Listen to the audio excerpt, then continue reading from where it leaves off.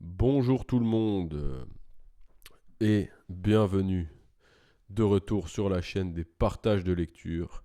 Aujourd'hui, on se retrouve non pas pour un partage de lecture, mais plutôt pour un partage de vision, pour un partage d'arguments, un partage d'informations dans un ordre beaucoup plus global. Donc, le sujet d'aujourd'hui va être la guerre au Moyen-Orient, entre parenthèses, la Troisième Guerre mondiale. Car on nous parle beaucoup d'une troisième guerre mondiale à venir, mais selon moi, elle est déjà en cours. Déjà, si on prend la définition d'une guerre mondiale, qui est que une guerre ait lieu dans laquelle différents pays sont impliqués. Bon, différents, ça c'est sûr, parce qu'il faut que deux pays soient en guerre pour que ça soit une guerre, mais je veux dire de multiples pays venus de régions différentes. Parce que, à ce que je sache, les États-Unis, ils sont pas du Moyen-Orient. Donc, ici aujourd'hui, j'aimerais vous faire part d'une certaine, de certaines questions, certaines réponses. Mais en aucun cas, je veux affirmer que je détiens la vérité et que j'ai tout compris à ce qui se passait. Au contraire, mais j'aimerais juste apporter certains éléments qui nous dirigent vers certaines réponses possibles. Donc voilà. Alors, on va mettre le contexte. Donc, on est le 21 mars. L'Iran s'est fait attaquer par les israélo-sionistes, israélo-américains, pardon, qui sont tous sionistes, hein, qui sont tous juifs pour la plupart, ou bien qui ont d'énormes intérêts, qui sont des gens vénaux, je ne sais pas si ça se dit, excusez-moi. Bref, donc l'Iran s'est fait attaquer depuis 3 semaines. Ils ont répondu, très bien répondu, et c'est en train de s'enliser complètement. Euh, Là-dedans, il y a des gens qui viennent nous expliquer ou nous demander si Trump ne serait pas un opportuniste rationnel. Leur thèse est la suivante. Trump aurait engagé Israël dans une guerre contre l'Iran afin que l'Israël se trouve embourbé dans le conflit pour qu'ensuite les États-Unis se retirent du conflit et laissent Israël se faire détruire par l'Iran. Bon, à part quelques débiles qui sont trumpistes, qui vont tous les dimanches prier Trump, hein, parce que le trumpisme est devenu une vraie religion. Ces gens-là ne regardent pas les faits, mais restent sur des croyances. Donc à part ces deux, trois débiles-là, je pense que tout le monde a compris que Trump roulait à 100% pour Israël. Voilà, donc on avait fait une vidéo il y a 2 ans sur cet énergumène. La vidéo, elle a très très bien vieilli. C'est pas pour me jeter des fleurs. J'aurais bien aimé qu'elle vieillisse mal. J'aurais bien aimé que Monsieur Donald nous fasse mentir et qu'il soit effectivement contre le Deep State. Mais voilà, on est forcé de constater que son billard à 5 bandes ne fonctionne pas. Ou au moins, il n'y a aucun trou dans sa table de billard. Les, les, les, les boules de billard n'arrêtent pas de s'entrechoquer. Hein. Elles ne rentrent jamais dans les trous. Donc voilà. Donc selon eux, Trump serait un opportuniste rationnel qui voudrait faire chuter Israël en l'engageant dans un conflit contre l'Iran.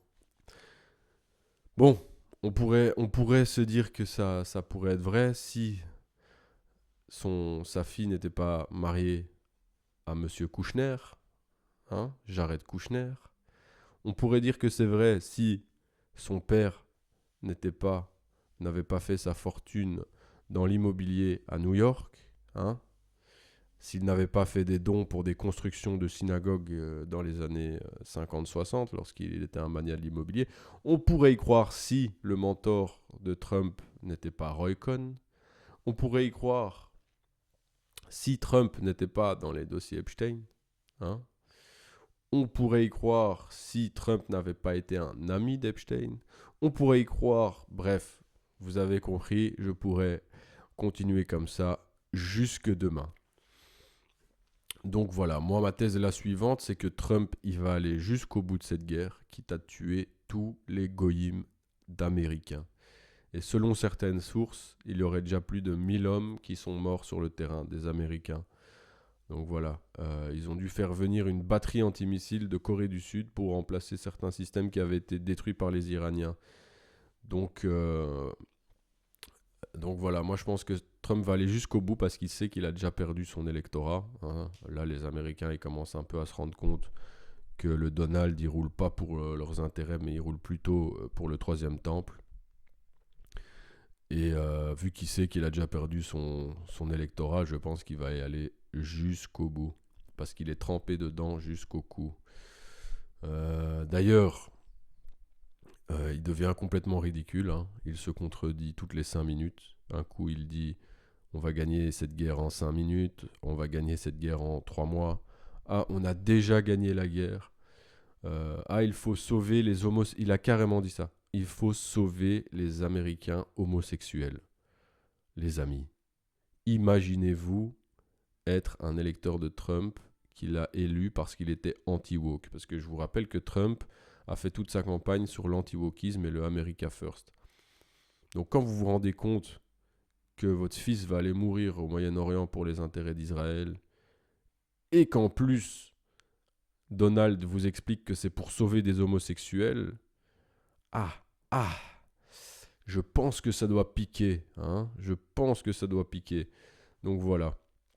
Maintenant, est-ce que les États-Unis n'avaient pas prévu le fait que l'Iran se défende aussi bien?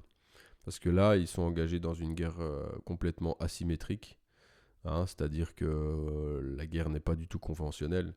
Les Iraniens envoient des frappes continues sur des cibles extrêmement disparates, comme on dit, hein. Donc, c'est-à-dire que voilà, en fait, les frappes sont continues. Ils sont en train de fatiguer tous les systèmes de défense. Ils sont en train de retourner tous les pays du Moyen-Orient qui en ont marre, en fait, hein. Dubaï voit des millions de personnes riches quitter le territoire, hein. Donc, les pertes sont estimées à 56 milliards de dollars autour de cette année 2026. Donc laissez-moi vous dire que les petits enturbanés du Moyen-Orient qui avaient retourné leur veste pour quelques poignées de papier de toilette de dollars, hein, parce que voilà, leur monnaie de singe. Laissez-moi vous dire qu'en ce moment, à mon avis, ils sont en train de passer quelques appels à la Maison-Blanche pour leur demander d'arrêter.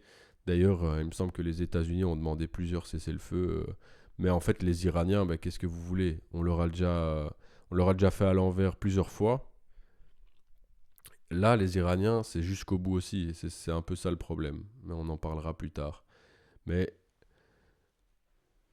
donc, est-ce que Trump, ou plutôt les gens qui se cachent derrière lui, n'avaient pas prévu que l'Iran serait aussi tenace, comme je disais? Ça paraît un peu spécial. Derrière Trump, on sait que, voilà, on sait très bien qui il y a. Il y a la CIA, il y a le Mossad, il y a tous les grands comploteurs de ce bas monde. Donc, est-ce que ces gens-là n'auraient pas prévu les moyens, les capacités à se défendre de l'Iran? Ça paraît assez étonnant. Moi, j'ai une autre théorie, hein, que je vais vous exposer ici dans cette vidéo avec différents éléments.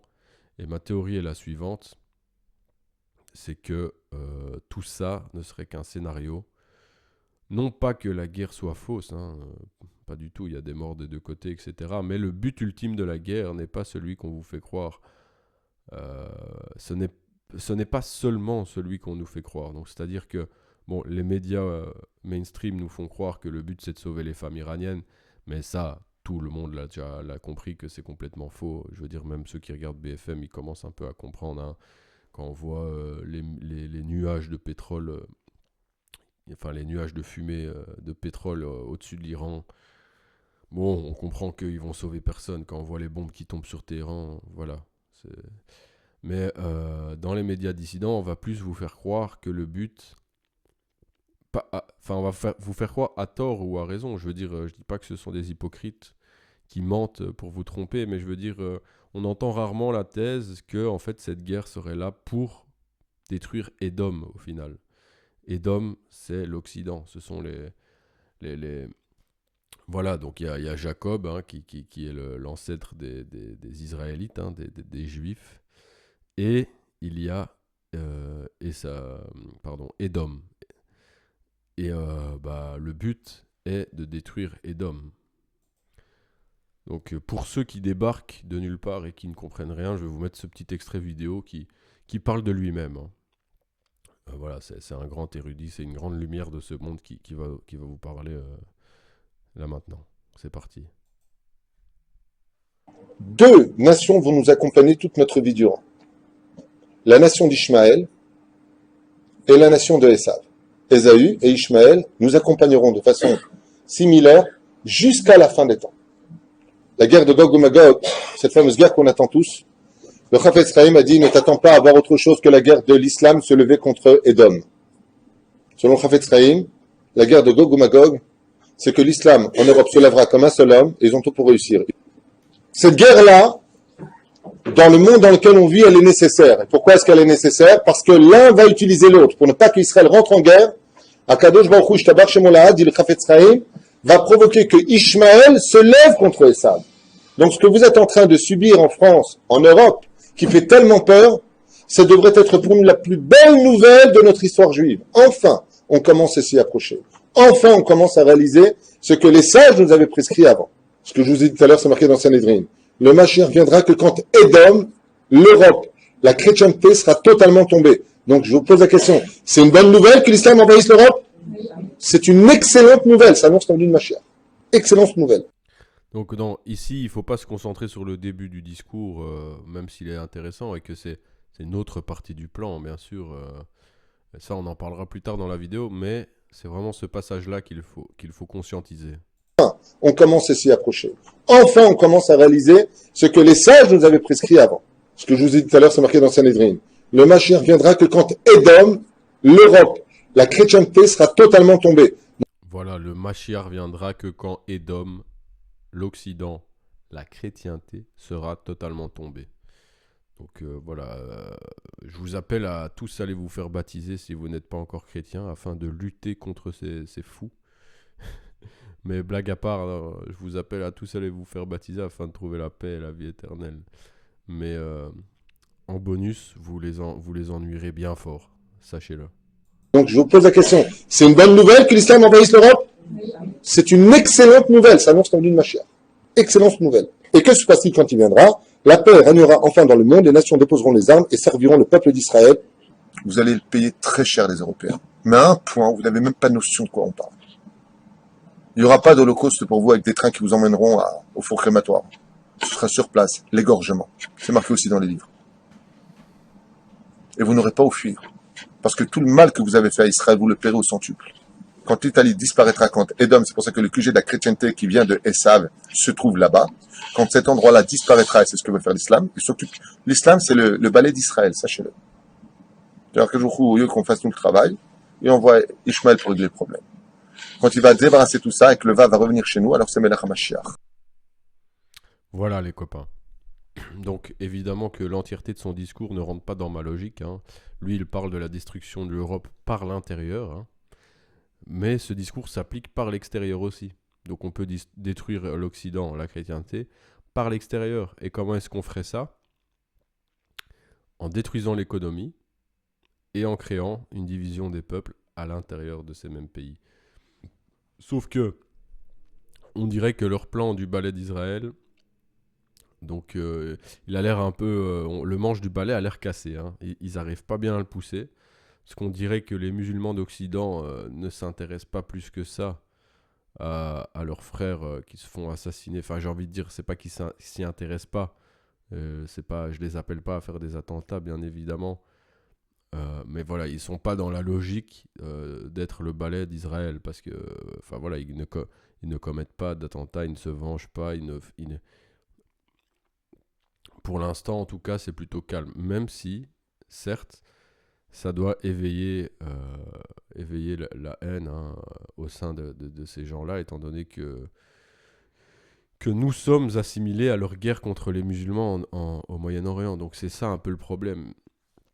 Donc moi, la question que je me pose, c'est ne serait-il pas prêt à détruire Israël pour un but plus grand qui est d'effacer l'Occident, de détruire l'Occident. Parce que avec la montée des prix et la crise qu'il va avoir en Europe, ça va déstabiliser la région d'une puissance à laquelle on ne s'y attend même pas. Il y a certaines prévisions de grands économistes américains, de grands journaux économiques américains, qui estiment que le baril pourrait tourner autour des 130 dollars. Donc pour l'instant, il est à 106 dollars. Bon, attendez, on va aller voir ça tout de suite.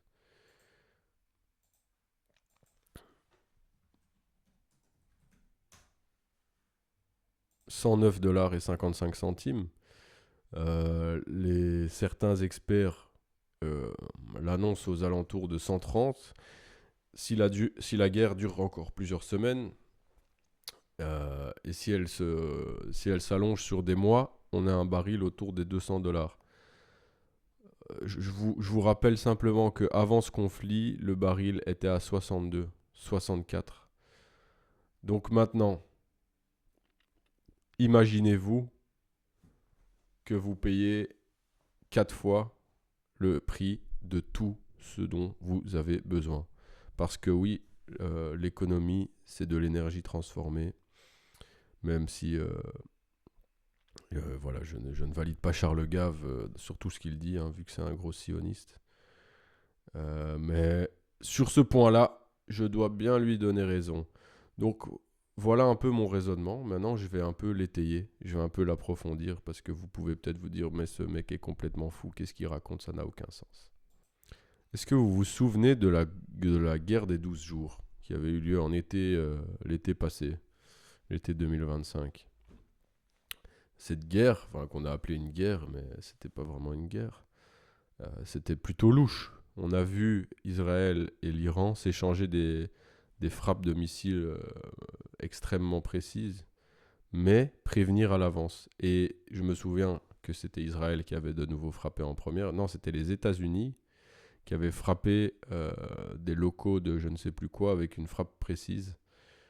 Et l'Iran avait rétorqué, mais ils avaient prévenu 3 jours à l'avance, ou je ne sais pas combien de temps à l'avance. Oui, allô Tel Aviv? Oui, nous allons frapper à tel endroit, le missile devrait arriver d'ici 10 heures, d'accord? Donc préparez-vous bien. Et bref, ils avaient fait un truc extrêmement scénarisé.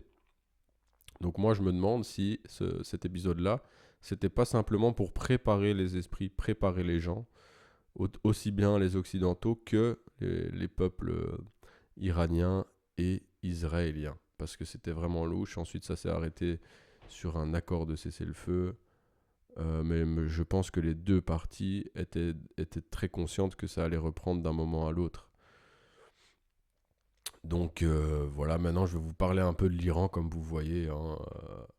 Bon, ici on a un article qui nous parle de Khomeini. Donc c'était l'homme qui était là avant Khamenei. Ouais, leurs noms se ressemblent extrêmement, on les confond souvent. Mais avant ça, j'aimerais vous montrer une photo du Parlement iranien. Et vous allez me dire ce que vous en pensez. Voici le Parlement iranien. Donc attendez, je vais mettre en grand. Voici le Parlement iranien. C'est une pyramide sur laquelle, si vous comptez, vous retrouvez 33 fenêtres. Alors là, vous pouvez vous dire, ouais, mais ça date de l'époque du Shah. Non, non, non, ça date des années 80, quand c'était déjà les mollahs au pouvoir. Donc maintenant, bien sûr que ça ne veut pas dire que ce sont tous des francs-maçons, etc. Mais la symbolique a sa place quand même.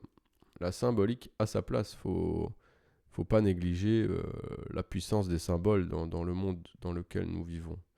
Donc maintenant, on va se rappeler de qui est Khamenei. Donc le premier guide suprême de l'Iran qui avait été mis en place après la révolution. Donc ici, nous avons un article Behind the scenes, derrière les scènes, dans les coulisses, comment Khamenei est arrivé au pouvoir avec la conception du KGB. Donc c'est un très petit article que je vais vous lire dans son entièreté qui date de mars 2022, le 8 mars 2022. Donc il y a exactement 4 ans et quelques jours. Ali Khamenei a commencé sa coopération avec l'organisation d'espionnage soviétique KGB à l'âge de 22 ans au séminaire de Qom, c'est en Iran. Puis il se rendit en Russie avec une formation spécialisée pour le futur leadership de l'Iran dans le but de protéger les intérêts russes contre l'Occident. Après la révolution et la nomination de Khomeini par les États-Unis et la Grande-Bretagne dans le but général d'évincer l'Iran, la Russie a d'abord attaqué l'ambassade américaine dans le but d'éliminer le concurrent, d'inciter les étudiants et de rompre les liens et l'inimité entre l'Iran et les États-Unis. Le KGB a ensuite assassiné les religieux rivaux de Khamenei, ouvrant la voie à son leadership. Le KGB a progressivement empoisonné et tué... Ah, excusez-moi, vous voyez, leurs noms se ressemblent tellement que j'étais en train de confondre Khamenei et Khomeini. Ah là là, ça devient compliqué. Donc, cet article-là, il concerne Ali Khamenei. Donc, Ali Khamenei, c'était... On va vérifier parce que moi-même, je m'embrouille, excusez-moi. Hein, cette émission est faite un peu à l'improviste. Hein. Oui, donc Ali Khamenei, c'est l'homme qui a été assassiné il y a peu de temps. Donc, voilà. Et Khomeini, qui c'était Khomeini? Ils ont tous les mêmes noms. C'était encore avant. D'accord, bon. Ils ont tous les mêmes noms. Hein. Donc, bref. Vous avez compris. Donc, celui qui s'est fait tuer il y a peu, il a pris la place de Khomeini, celui-ci, avec l'aide des Russes, du KGB. Et voilà, vous savez tous très bien à qui appartient le KGB, je pense. Hein. Voilà, le communisme, vous savez qui l'a inventé, qui l'a propagé, qui y a participé au maximum. Hein. Voilà, c'était pas des Arméniens orthodoxes, on va dire ça comme ça. Le KGB a ensuite assassiné les religieux rivaux de Khamenei, ouvrant la voie à son leadership. Le KGB a progressivement empoisonné et tué Khomeini par overdose de drogue. Et puis avec le soutien particulier du Hachemi Rafsanjani, en échange de privilèges économiques et politiques, il a placé Khamenei au siège de leader. L'inimité constante et irrationnelle de Khamenei envers l'Amérique et l'Occident et le fait de l'empêcher toute proximité entre les deux pays sont basés sur les principaux conseils de la Russie. Certains experts estiment que si la Russie cesse de soutenir le gouvernement clérical, celui-ci tombera en quelques mois. Mais ça, je ne suis pas sûr parce que, comme on va le voir ici, la Russie, ils les ont laissés complètement tomber. Hein. Je vais vous montrer une vidéo de Poutine qui nous explique qu'il ne soutient pas l'Iran parce qu'il y a trop de Russes qui sont juifs. Il y a trop de Russes sionistes israéliens. Voilà, je vous laisse. Хочу обратить ваше внимание, что в Израиле проживает почти 2 миллиона человек, выходцев из бывшего Советского Союза и Российской Федерации. Хочу обратить ваше внимание, что в Израиле проживает почти 2 миллиона человек, выходцев из бывшего Советского Союза и Российской Федерации. Это почти русскоговорящая страна сегодня. Вот. И мы, безусловно, всегда в новейшей российской истории учитываем этот фактор. Это первое. Второе. У нас... Donc voilà, il a dit Israël est toujours un pays presque russophone, 2 millions de personnes originaires d'Union soviétique et de Russie y vivent, nous y tenons compte, nous en tenons compte.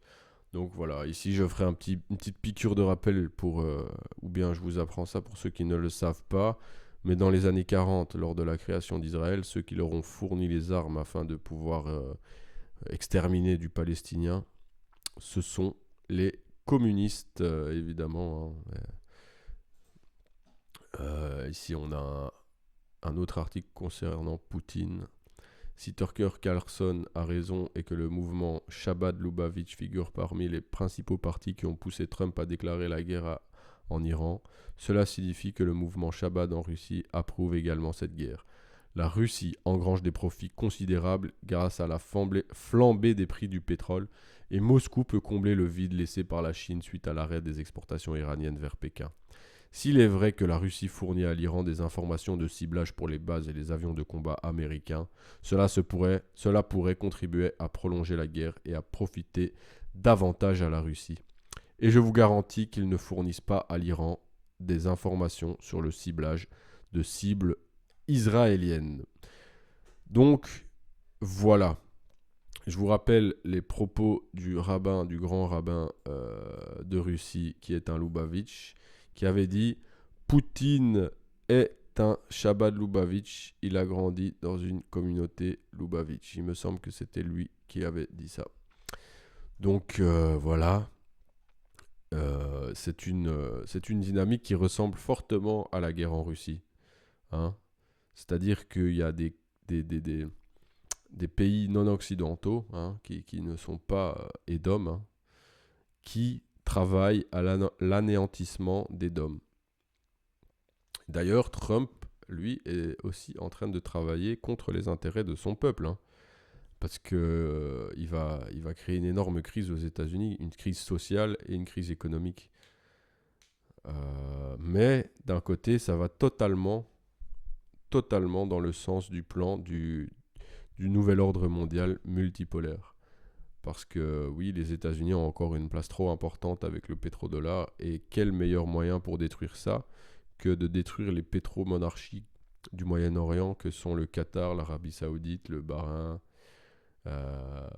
etc. Quel meilleur moyen de détruire Édom que de mettre à feu et à sang son économie. Le seul petit truc qui prête à question, c'est que Israël se font bel et bien corriger par les Iraniens tout de même. Donc ils payent un prix qui est assez fort. Mais lorsqu'on pense aux paroles de certains rabbins qui nous expliquent que le sacrifice ultime est le sacrifice juif, donc que c'est le sacrifice le plus profitable à Dieu, selon eux, hein,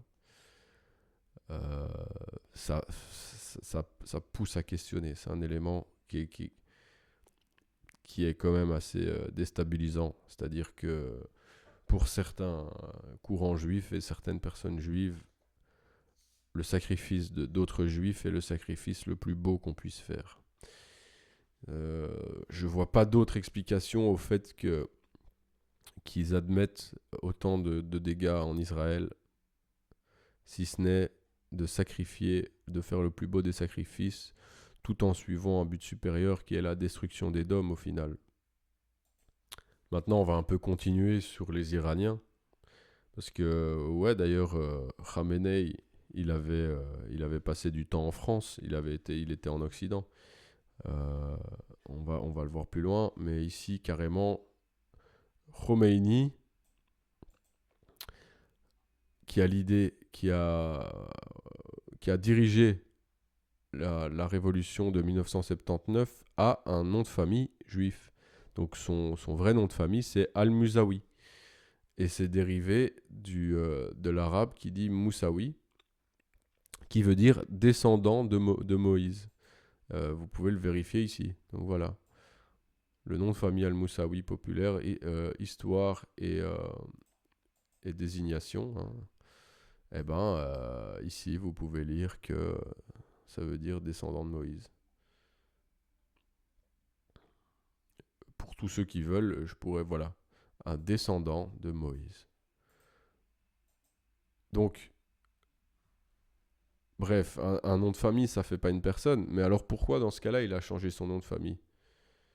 Pourquoi il a pris Khomeini plutôt que Moussaoui, hein? Ça passait moins bien, un descendant de Moïse ou quoi? Je sais pas, hein. Ici, en 2024, on avait Ahmadinejad qui révélait la puissance du Mossad, hein. Voilà, qui nous expliquait que le Mossad avait une emprise énorme en Iran et qui pouvait même mettre en danger la vie de Khomeini, ou Khamenei, excusez-moi, mais il faut étudier les noms avant de pouvoir parler, parce que c'est fait exprès, ou je sais pas, mais c'est un peu fatigant, mais donc voilà. Ahmadinejad disait: Israël est parvenu à instaurer une telle puissance en Iran via son réseau d'espionnage et d'opérations dirigé par le Mossad qu'il pourrait même menacer la sécurité du guide suprême Ali Khamenei. Donc voilà, j'avais lu autre chose disant que Khomeini ou Khamenei avait été carrément formé en Occident. Il faut que je retrouve cet article-là. Et comme vous voyez, les sources sont cachères. Hein. Donc, pas commencer à me traiter d'antisémite, je ne prends que des sources cachères. Si je fais un petit erratum, je m'étais trompé, j'ai dit que c'était le grand rabbin de Russie qui avait dit que Poutine était un Chabadnik, donc membre de la secte Chabad, Lubavitch. Mais en fait, non, je me suis trompé, c'était le grand rabbin du Mossad. Donc voilà les amis, je pense qu'il sait de quoi il parle, je vais vous mettre la vidéo ici. Until today, Chabad owns Russia. Putin is a Chabadnik, and if I have time, I'll explain to you why, but it's not for now. Until today, Chabad owns Russia. Putin is a Chabadnik, and if I have time, I'll explain to you why, but it's not for now. I want to come back to the topic I'm speaking about. But Putin is a Chabadnik, and there are reasons why. But Putin is a Chabadnik, and there are reasons why. But Putin is a Chabadnik, and there are reasons why. Poutine est un Chabadnik et il y a des raisons pour ça. Donc voilà. Ensuite, l'un d'eux nous avait expliqué que c'était parce qu'il avait grandi dans une communauté. Bon, en résumé, qu'il est juif, en fait, tout simplement. Que la mère de Poutine est juive et que Poutine est un juif. Ce qui expliquerait beaucoup de choses. Hein. Bonjour la Syrie. Bonjour Bachar al-Assad. Bonjour la Libye. Bonjour tous les alliés de la Russie, en fait, qui se font jeter par le callback dès qu'Israël a besoin qu'on les jette, tout simplement. Donc ici, on continue sur l'Iran qui serait infiltré. Donc, Khamenei, donc ça c'est celui qui vient de se faire tuer, Khamenei, exhorte les Iraniens à se préparer au nouvel ordre mondial. Le guide suprême iranien, l'ayatollah Ali Khamenei, a déclaré aux étudiants universitaires qu'un nouvel ordre mondial multipolaire était en train d'émerger. Khamenei a déclaré « Aujourd'hui, le monde est au seuil d'un nouvel ordre mondial ». Il a déclaré que l'ère d'un monde bipolaire ou monopolaire touche à sa fin et que sous ce nouvel ordre, les États-Unis s'affaiblissent de jour en jour. Donc, peut-être que ça peut paraître un peu désuet ou un peu abusé de prendre cette citation comme argent comptant, je vous l'accorde, mais quand même, c'est un élément qu'il faut prendre en compte. Avant de continuer sur l'Iran, d'ailleurs, par rapport à l'Iran, vous pouvez aller voir la manière dont ils ont géré le Covid. Bah, laissez-moi vous dire qu'ils n'étaient pas contre l'OMS, si je peux me permettre. Ils se sont pas révoltés des masses. Et je vous fais une petite pause rabbin. One of the ways afin que cet homme vous explique un peu la suite des événements selon le peuple des Lumières, rempli d'amour et de sagesse.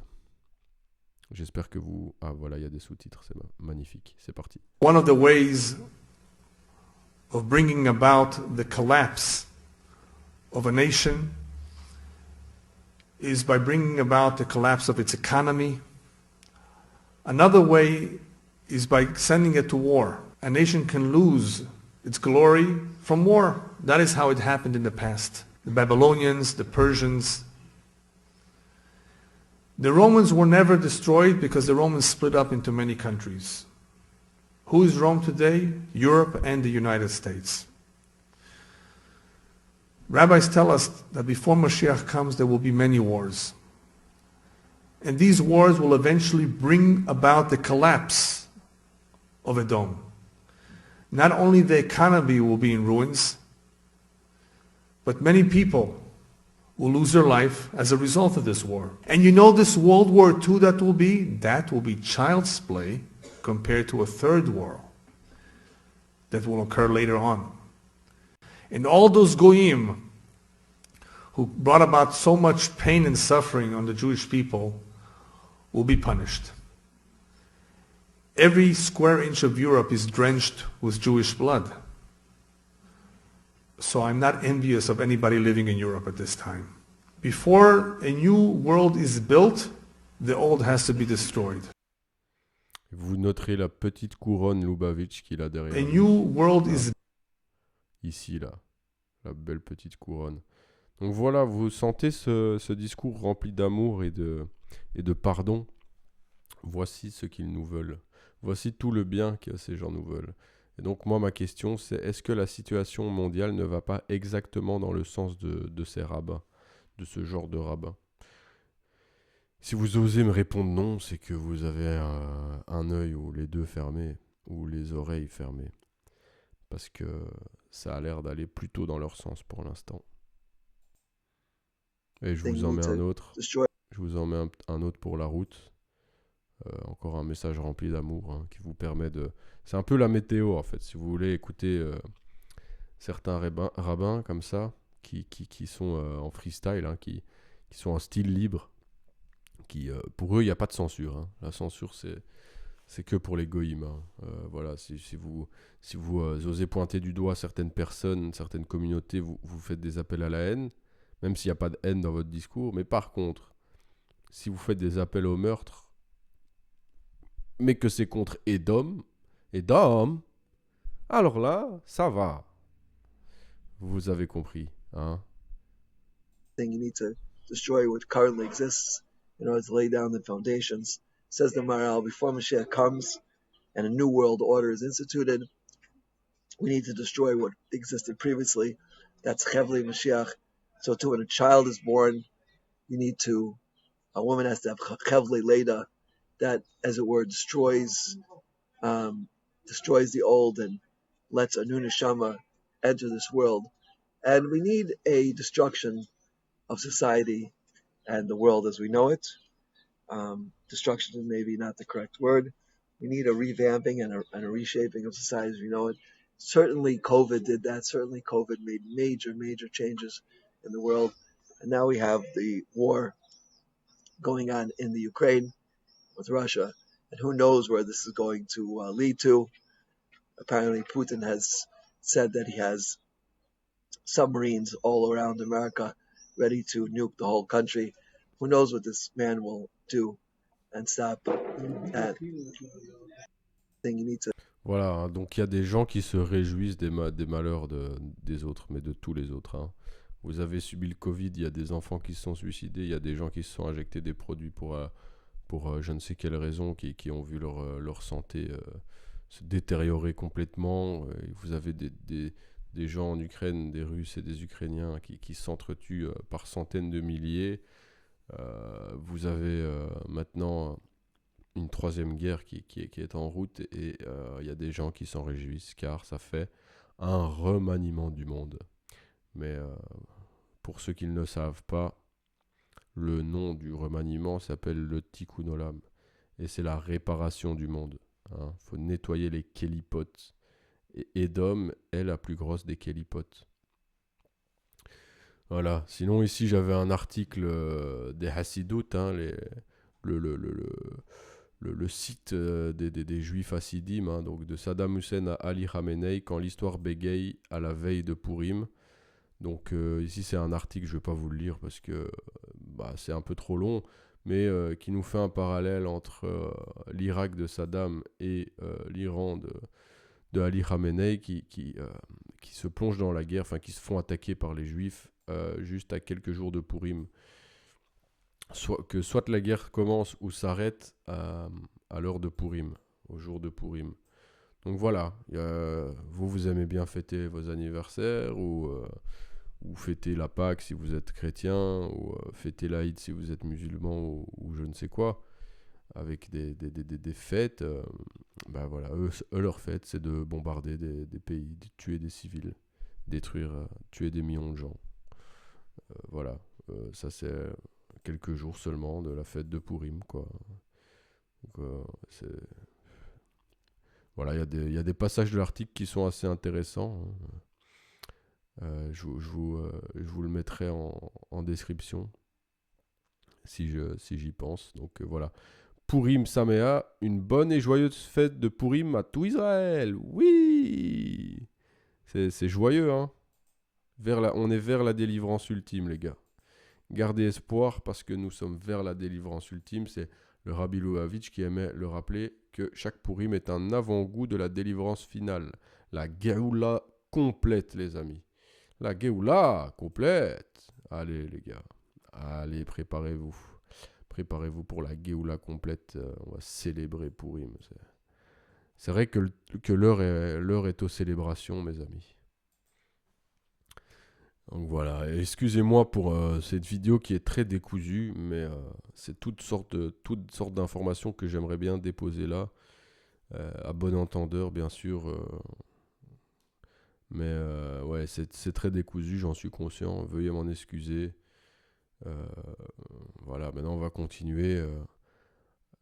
Je pense sincèrement que ce conflit ira jusqu'au bout, autant du point de vue des Israéliens que du point de vue des Iraniens, parce que déjà les Iraniens ils n'ont pas le choix, même si on prend l'éventualité qu'ils ne soient pas infiltrés, ils n'ont pas le choix, mais toutes ces petits biscuits qui nous poussent à penser qu'ils sont infiltrés, c'est pas rassurant, parce que voilà, si les Israéliens tiennent les deux côtés du conflit afin d'aller vers la délivrance ultime, comme ils disent les hassidiques sur leur site, hein, le Rabbi Lubavitch aimait à rappeler, hein.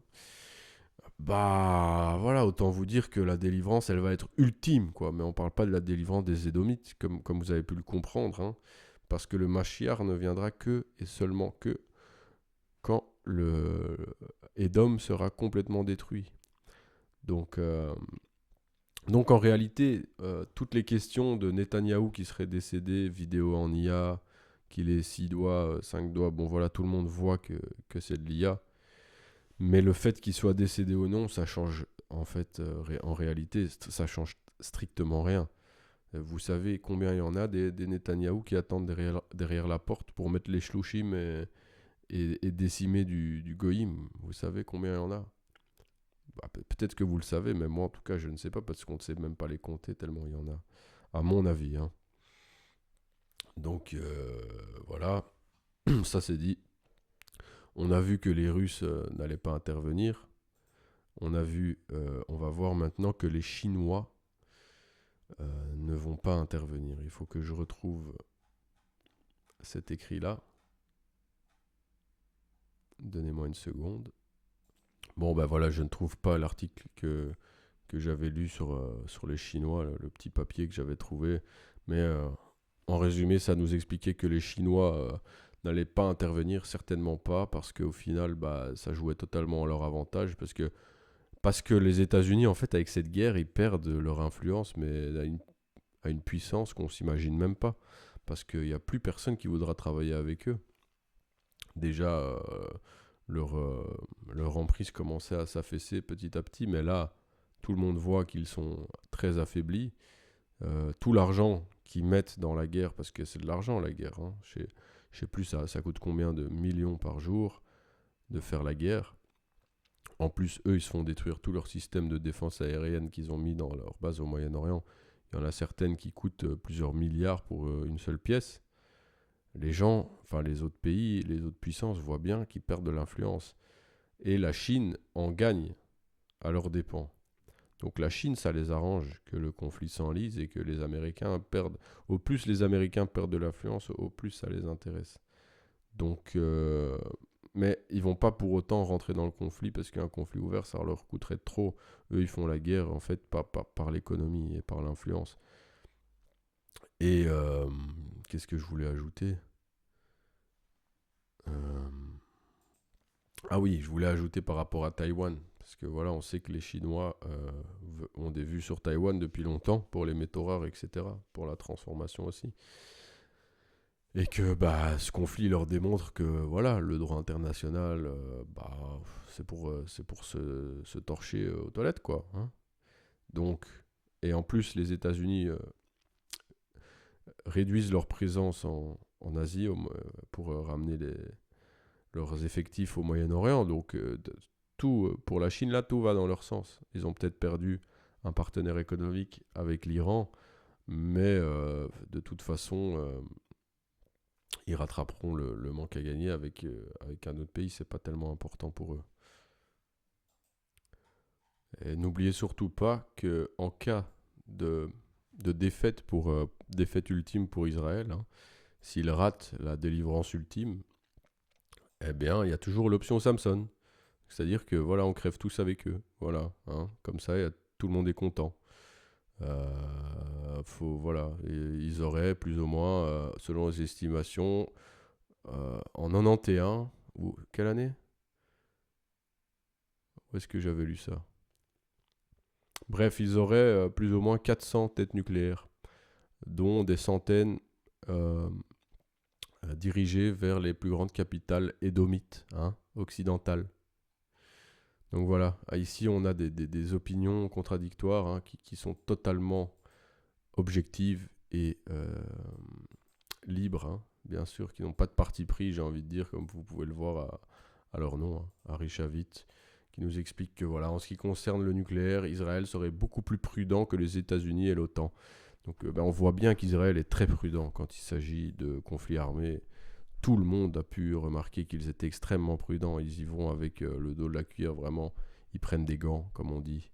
Je pense que le journaliste britannique qui a failli crever avant-hier, il a senti que voilà, ils prennent des gants, quoi. Ça, je vais vous le montrer pour ceux qui n'ont pas vu. C'est abusé, ça. Le mec, voilà quoi. Le mec, il a pas along the l'accent border, including the je vous l'admets, il n'a pas l'accent palestinien, hein, celui-là. Al-Marj outpost opposite Merkaba and carried out drone strikes on the Al-Raheb site near Aitar al-Shab. Further rocket attacks were reported against Nahariya and a Voilà, donc je vous le rappelle que voilà, Israël est extrêmement prudent quand il s'agit d'utiliser des armes, hein. Dès que c'est un peu dangereux, ils sont très prudents. Donc maintenant, on va passer sur la dernière partie de la vidéo, qui est pendant ce temps chez les Édomites. Car oui, moi je pense que le but est la destruction d'Édom. Voilà.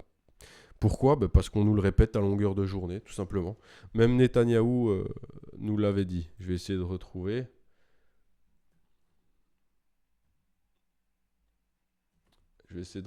Ça. Quand il avait dit oui, quel livre vous lisez ? On lui avait demandé oui, quel livre vous lisez ? Il avait dit oh, un livre sur la destruction d'Édom. C'est magnifique.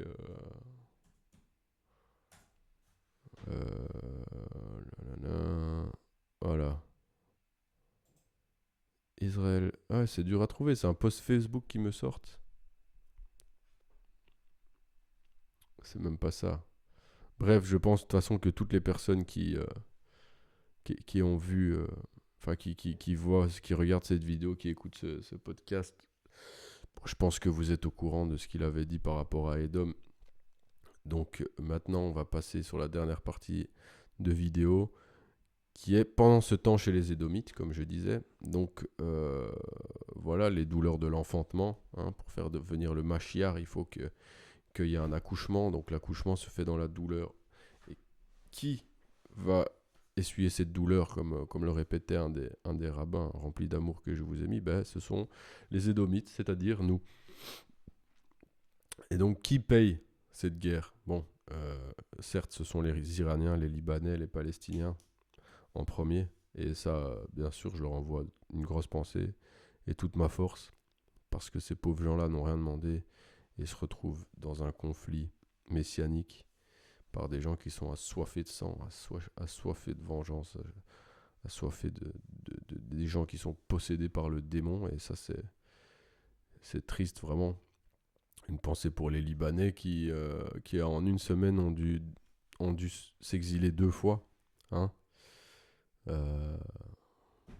Les Libanais du Sud-Liban qui ont dû déménager en vitesse, qui ont dû quitter en vitesse leur maison, leur logis, l'endroit où ils sont nés, ils ont grandi, où leurs ancêtres ont grandi et vécu. Ils ont dû partir du jour au lendemain pour aller se réfugier dans la capitale de Beyrouth. Et quelques temps plus tard, la capitale de Beyrouth, où ils venaient d'arriver, se fait bombarder, elle aussi. J'ai une grosse pensée pour ces gens, ainsi que pour les Palestiniens, s'il en reste quelques-uns, malheureusement, parce que là... j'essaye de le dire à la rigolade, mais Parce que, ouais, voilà, comme diraient certains, c'est tout ce qu'il nous reste. Hein. Si on rigole pas. Mais lui aussi, c'est un petit marrant, là. Harry Shavit, je vous le remets un coup, parce que, en ce qui concerne tout ce qui touche au nucléaire, Israël serait beaucoup plus prudent que les États-Unis et l'OTAN. En ce qui concerne la touche nucléaire, Israël serait l'adulte responsable de la communauté internationale. Bah écoutez, non, parce que ce sont les seuls qui n'ont pas signé la convention internationale sur le nucléaire. C'est le seul pays qui a aucune surveillance sur le nucléaire militaire. C'est le seul pays sur lequel on n'a aucune emprise. Ah là là. Après, voilà, comme vous le voyez, David Perlmutter, ça doit aussi être une lumière de la communauté.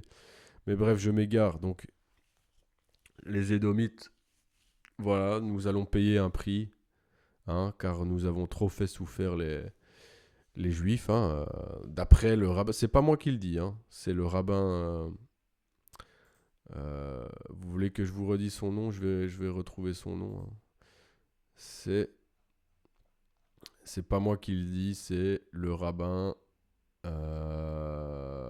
Quel est son nom? Eliyahu Kin, excusez-moi. Donc voilà, l'ancien doit tout être détruit. On a trop fait souffrir les Juifs. Donc maintenant, il faut être prêt à payer. Faut être prêt à payer une essence qui va certainement monter à 3 € le litre ou je ne sais pas combien. Là, il faut être prêt parce qu'on n'a pas encore eu les répercussions sur les produits de tous les jours, donc la nourriture, etc. Parce qu'il y a aussi beaucoup d'engrais qui passeraient par le détroit d'Ormuz et donc littéralement tout ce qu'on utilise pour vivre, dont manger, boire, tout va être touché parce que, comme je le disais en début de vidéo, le pétrole, l'économie, c'est de l'énergie transformée et le pétrole est une des premières sources d'énergie dans notre société. Mais il y a aussi les engrais, tout ce qui est emballage, c'est du pétrole, enfin bref. On va aussi payer certainement par des faux attentats. Ils ont déjà commencé. Pour l'instant, c'était très léger. C'était même, j'ai envie de dire, drôle. Hein. Je vais vous mettre une vidéo. Donc voilà, il y a eu 3 attentats qui se sont passés ces 2 dernières semaines en Europe. 2 en Hollande et 1 en Belgique. Chez nous, à Liège. Et je vais vous le mettre hein, parce que c'est très drôle. Bon, je vous spoil un peu. Mais même la RTBF a dit que c'était assez louche. Mais je vous expliquerai après. Mais j'aimerais bien qu'on mette la vidéo. 5 minutes, je vais certainement pas regarder un reportage de 5 minutes. Bref, il y a eu une vidéo qui est sortie avec l'action. Hein. Donc on voit 2 personnes qui mettent un pétard sur une porte. Parce qu'en fait, c'était un pétard. Donc cette vidéo a été soi-disant revendiquée par un groupe terroriste. Ce groupe terroriste, je vais vous montrer tout de suite qui ils sont. Donc eux, en fait, ils viennent de sortir. Ils viennent de sortir du four. Ils sont tout neufs. C'est la toute nouvelle collection. Je vous laisse deviner qui ils représentent. Bah oui, les Iraniens. Bah oui, évidemment.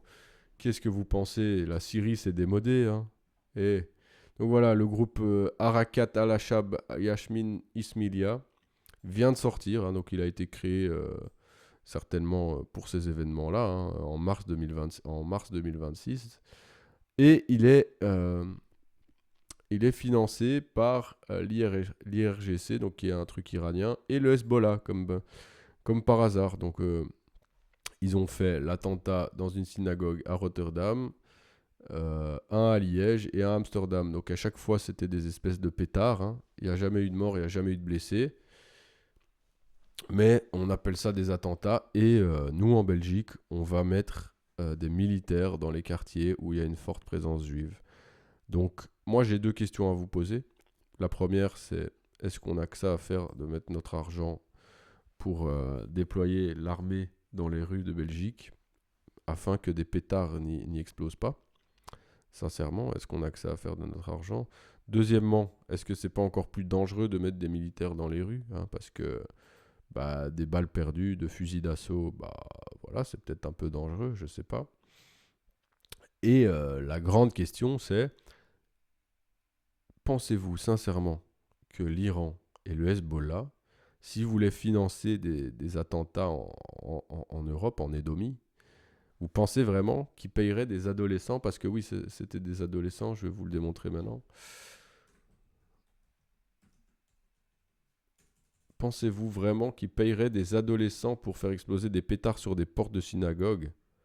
Hein? Quand vous voyez les frappes qu'ils sont capables d'envoyer sur Israël, vous pensez que s'ils faisaient quelque chose en Europe, ce serait balancer des pétards, payer des adolescents? Moi, je pense pas. Hein.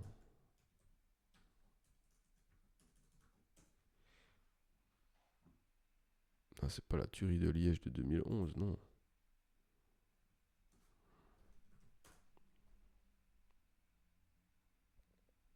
Voilà, attentat de Liège et Rotterdam, qui se cache derrière? Non, il faudrait qu'il y ait la vidéo.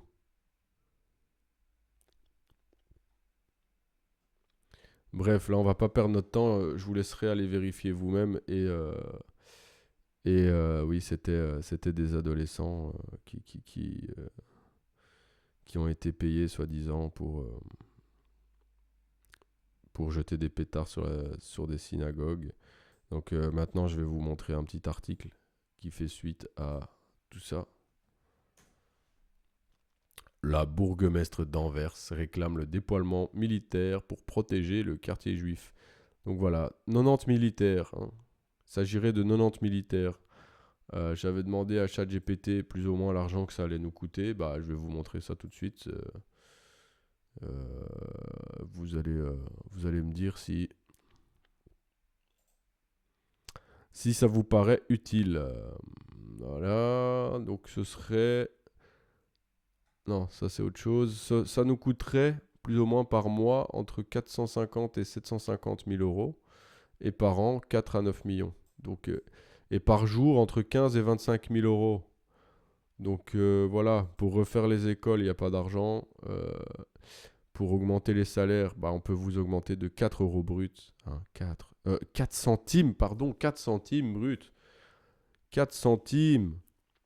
Mais par contre, pour protéger certaines personnes des pétards durant la nuit, là, on va utiliser 15 à 25 000 euros par jour. Voilà. Donc voilà, il suffit vraiment de faire exploser un pétard devant une synagogue pour déployer l'armée dans les rues. Vraiment. On en est là. Donc voilà. Donc maintenant, je vous laisse penser tout ce que le déploiement militaire dans les rues civiles, ça implique. Hein, déjà, ça installe un climat de terreur. Hein. Allons-nous vivre un retour aux années de plomb? Ça, je le sens bien. Franchement, on dirait que c'est le retour d'une espèce de stratégie de la tension. Je l'espère pas, hein, mais on dirait. Et encore une fois, le membre de la NVA, là, Friedrich, là, hein, celui qui avait milité pour qu'il puisse continuer à faire des circoncisions avec les ongles de rabbin où ils finissent par sucer le pénis. Hein. Celui qui avait été milité aux États-Unis pour qu'il puisse continuer cette pratique-là en Belgique, il est derrière ce déploiement militaire. Il a lutté pour qu'on déploie des militaires pour protéger les synagogues. Donc voilà quoi, j'ai envie de dire...